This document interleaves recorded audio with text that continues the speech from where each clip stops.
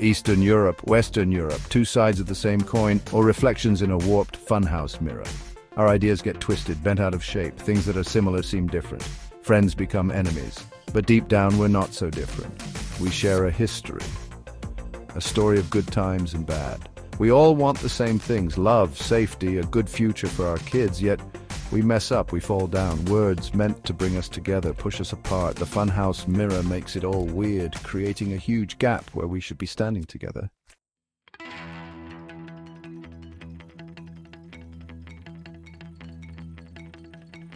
Something simple like "I'm going to the movies" can mean totally different things depending on who says it and where they're from.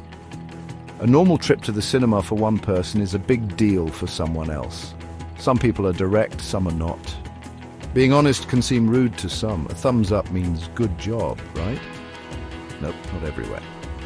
Some places it's like giving the middle finger. Language can be tricky, like a field full of hidden bombs ready to blow up if we misunderstand each other.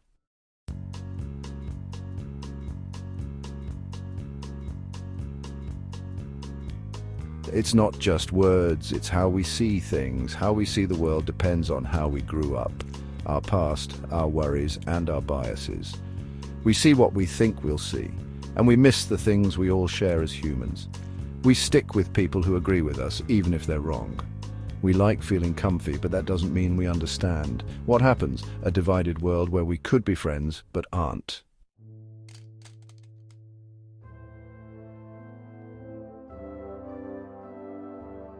Look closer. Past the different languages and cultures, there's a shared story from long ago. Eastern and Western Europeans connected by good times and really tough times. The Roman Empire, the Renaissance, the terrible World War II. Families split apart, cities destroyed. But even after all that, people didn't give up. They rebuilt. It's a shared past, a story written in history books and remembered in our hearts. The things that seem to divide us are small compared to what we've been through together.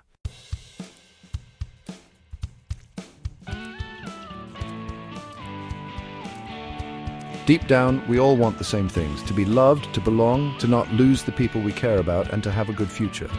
These aren't Eastern or Western ideas, they're human ideas. We celebrate big moments the same way, whether it's a loud Greek wedding or a quiet Irish funeral. We feel good when we're with family and friends sharing stories at dinner. It's in these everyday moments that the walls between us come down.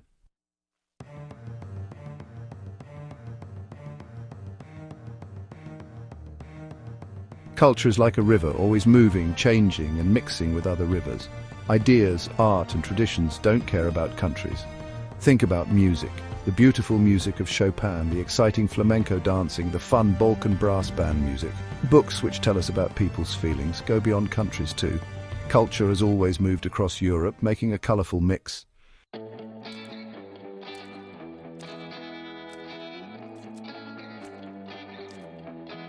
Yes, we are different. We talk differently, have different traditions, and see history in different ways.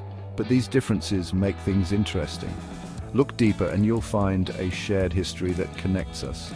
We love good food, telling stories, and enjoying art and music. Even with our differences, we are more alike than different.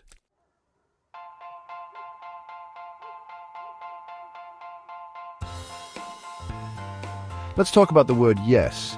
Easy, right? A small word, but it means you agree, except when it doesn't. Sometimes yes can mean different things. Imagine you're at a market in Eastern Europe trying to buy a rug. The seller says a price, you offer less, and they say yes with a smile. You win. Maybe not. That yes might mean, I hear you, let's talk more, or even, you think you're getting a good deal, huh? This yes game happens a lot. A co-worker says yes to a deadline but doesn't mean it. Watch their body language, how they say it, and what's happening around you.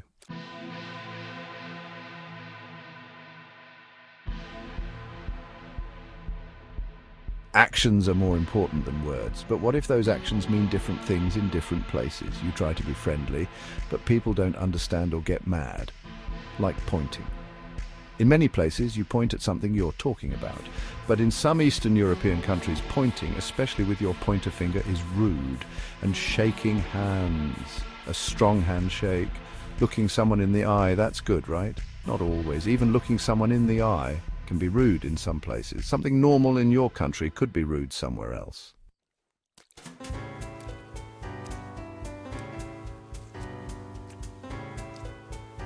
jokes. Jokes bring people together, right? Not always. Jokes, especially sarcasm, are hard to translate. A funny joke in one language might not be funny or even offensive in another. Imagine trying to explain British humour to someone who doesn't know anything about Britain, or think about the dark jokes in some Eastern European countries, jokes about hard times and sad history. Even silly jokes, like someone slipping on a banana peel, can be different in different cultures. So be careful when you tell a joke, especially a sarcastic one. It's better to be safe than sorry.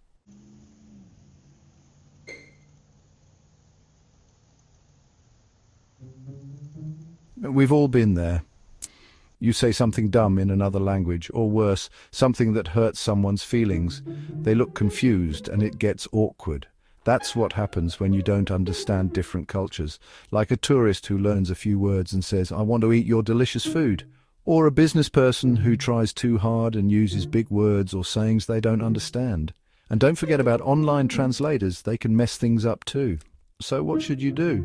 Don't worry about being awkward. Be humble. Know that you won't always get it right. If you know yourself and can laugh at yourself, you'll be okay.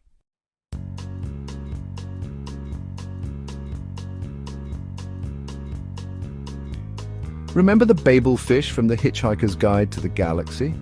That little fish you put in your ear that translates everything? Today, we have apps, subtitles, and robots that can translate languages super fast. But do we really understand each other better? Or are we just talking past each other more efficiently? It's funny, the more technology tries to connect us, the less connected we seem to be. We stick to our own groups online, seeing information that we already agree with.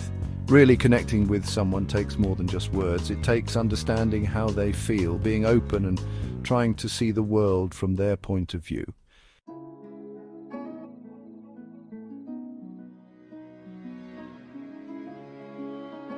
Let's be real, using only technology to understand different cultures is like trying to explore a jungle with only a compass. It might tell you which way to go, but it won't tell you about the dangerous animals or the beautiful waterfalls. Language is more than just words and rules. It shows a culture's history, values, and spirit. Computers can process lots of information, but they can't understand what things really mean. So, even with all the cool new language technology, real communication takes more than just translating words correctly. It takes human connection, understanding, and being okay with the messy, unpredictable parts of talking to people from different cultures.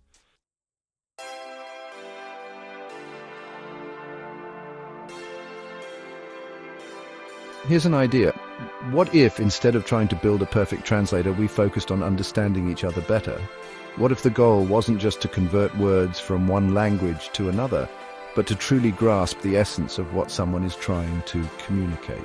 Imagine a world where the emphasis is on empathy and connection rather than just linguistic accuracy. What if, instead of relying on computers, we connected with each other more? Picture communities coming together, not just through screens, but in real life, sharing stories, experiences, and emotions. The digital age has given us tools to communicate instantly, but have we lost the depth of understanding in the process? Imagine learning a language not just by memorizing words, but by experiencing another culture. Think about the richness of understanding that comes from immersing yourself in someone else's way of life, their traditions, their celebrations. It's about more than just words. It's about feeling the rhythm of another culture, tasting its food, hearing its music, and seeing the world through its eyes. Imagine exchange programs for everyone, not just students, so people can make real connections and break down stereotypes. These programs could be for professionals, retirees, or anyone curious about the world. By living in another country, even for a short time, we can challenge our preconceptions and build bridges of understanding. Imagine media that encourages cross-cultural dialogue, where algorithms show us different perspectives, challenging our biases instead of reinforcing them. What if our social media feeds were designed to expose us to new ideas and cultures, rather than just echoing our own beliefs? This could foster a more inclusive and empathetic world. Imagine online comments becoming places for respectful debate and learning, not fighting and hate speech. What if the internet was a space where we could engage in meaningful conversations, where differing opinions were met with curiosity rather than hostility? This could transform our digital interactions into opportunities for growth and understanding. It's a world where technology helps us connect better, to create a global community where understanding and empathy are more important than division and mistrust. Technology should be a tool that brings us closer, not one that drives us apart. By leveraging it to foster genuine human connections, we can build a more compassionate and united world. It might seem impossible, but it's worth trying, for the journey towards better understanding is a challenging one, but the rewards are immense. A world where we truly understand each other is a world filled with peace, cooperation, and mutual respect. Because understanding each other is more important than perfect translations. It's about building relationships, fostering empathy, and creating a world where everyone feels heard and valued. Let's strive for a deeper connection, one that transcends words and touches the heart.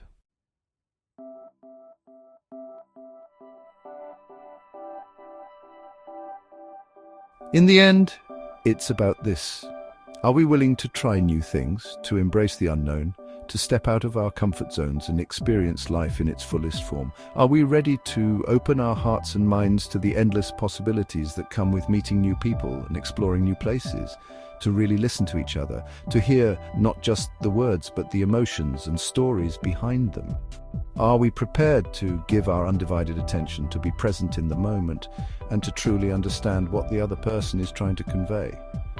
Are we willing to go beyond online chats and talk face to face, where a shared laugh or a look can say so much more than 1,000 text messages? In a world dominated by screens, can we find the courage to look up and connect with the people around us, where a shared laugh or a look can say so much? It's in these genuine interactions, these moments of real human connection, that we find the true essence of life. It's in the warmth of a smile, the comfort of a hug, and the joy of shared laughter that we discover what it means to be truly alive. It's in those real moments, those fleeting instances of pure connection, that we find the strength to overcome our differences and build bridges of understanding and compassion.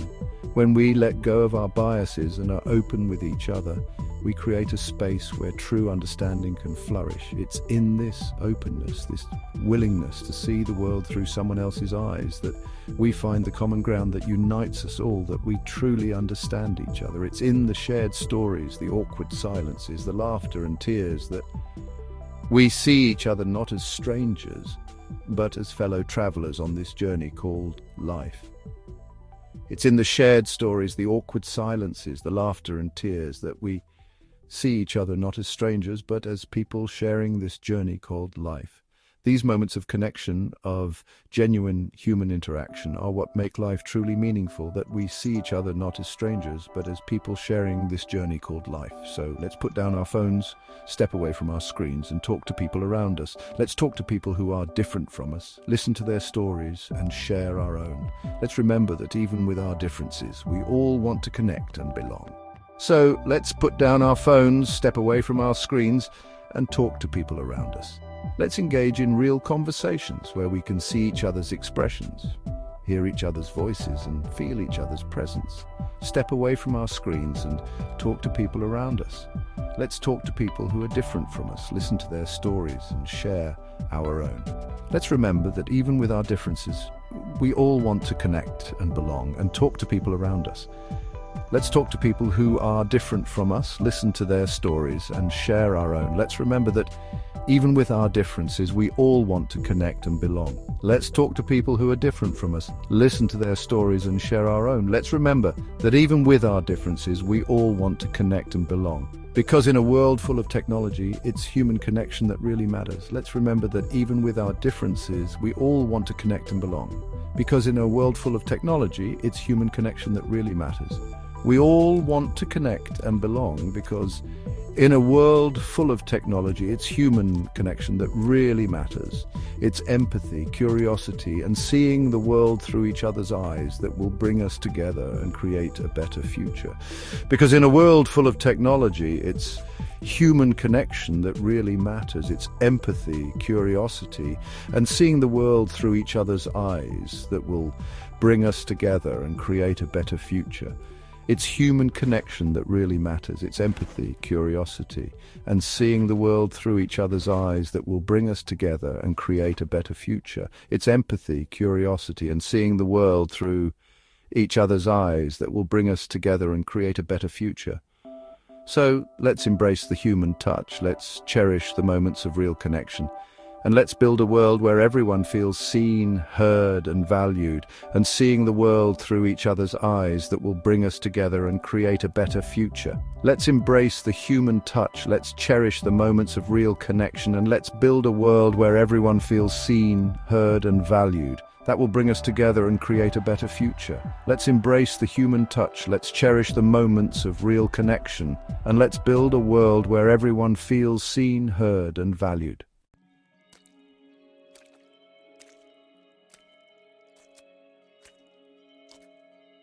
Let's play a game. Spot the difference. Look at the everyday lives of Eastern and Western Europeans. Pretty similar, actually. Laughing over beers in Prague isn't that different from sharing stories over tapas in Barcelona. Kids playing soccer in Krakow, same as in Copenhagen. But turn on the news, and suddenly everything is bad.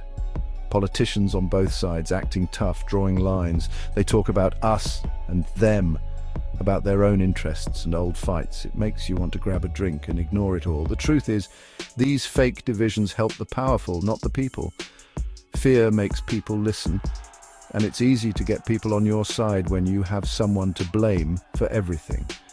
So while regular people are making friends, the powerful are building walls, and that's really sad.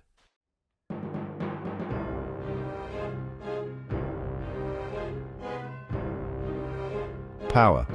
It's a strange thing. It can make people bad, lonely, and create a bubble where they only hear what they want to hear. In this bubble, surrounded by people who always agree and are afraid to lose their jobs, it's easy to lose touch with reality. The complicated world, the different cultures, the hopes and dreams of regular people, it all disappears. Leaders, protected from the results of their actions, see the world in a weird way. They make deals for the wrong reasons, not because of shared values or real friendship. They start wars, punish countries, and don't care about the people who get hurt. It's a bad cycle, fueled by ego, ambition, and a lack of caring, and it makes the divisions worse, not better.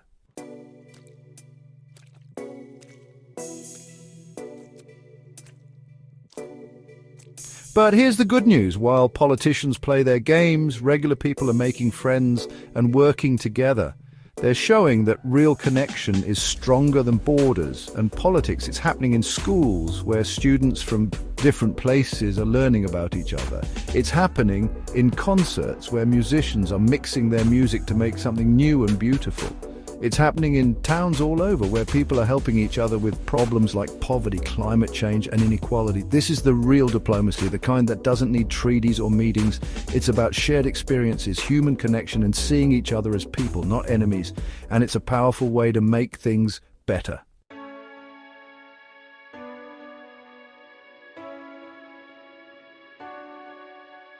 So what can we do? How do we make these good voices louder and fix the problems caused by those who like division? First, we need to call out the lies. Let's make our leaders responsible for what they say and do. Let's demand honesty, talking and working together instead of fighting. Second, let's support things that help us understand each other better. Invest in education, art and cultural exchange programs. Encourage travel, volunteering and learning languages. The more we understand each other's cultures, the harder it is to hate. And finally, let's remember the power of human connection. Talk to someone from a different background. Share a meal, listen to their story, and tell them yours. Because in the end, it's our personal connections that can break down prejudice and build understanding. The future of Europe and the world depends on it.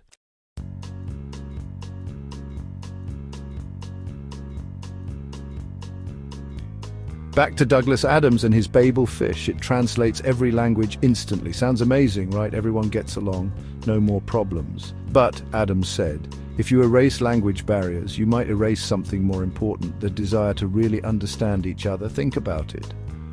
When you have to use a phrase book, make gestures, or find creative ways to communicate, you have to pay attention and really see the person you're talking to. You're working hard, building a connection one word at a time. Technology can help. It can translate menus, give us subtitles, and connect us with people far away. But real connection is more than words on a screen. It's about empathy, curiosity, and appreciating the beautiful, messy human experience in all its different forms.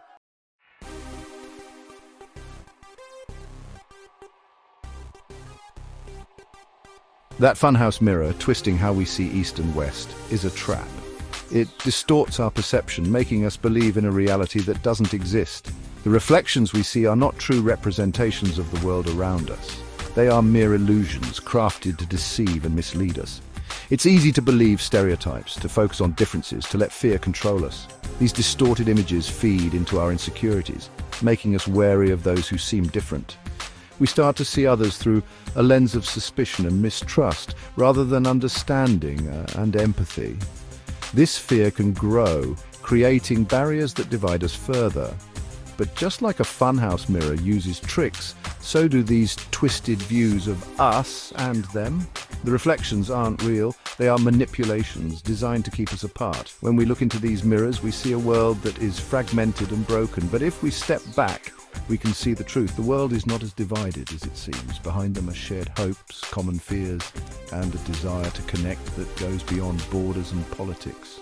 We all want the same things: love, security, happiness, and a sense of belonging. These are universal desires that transcend cultural and geographical boundaries. When we look beyond the surface, we see that we are more alike than different. So how do we break this mirror? How do we shatter these illusions that keep us apart? It starts with a conscious choice. We must decide to look beyond the distortions and seek the truth. We must be willing to challenge our own perceptions and question the narratives that have been fed to us. By choosing to understand instead of ignoring, being curious instead of judging, and connecting with others instead of being alone. It means engaging in conversations, asking questions, and listening with an open heart. It means stepping out of our comfort zones and reaching out to those who are different from us. Through these actions, we can begin to dismantle the barriers that divide us. By realizing that true understanding isn't just about translating words, it's about understanding each other's hearts and minds. It's about empathy and compassion, about seeing the world through someone else's eyes. When we take the time to truly understand one another, we build bridges of connection and trust.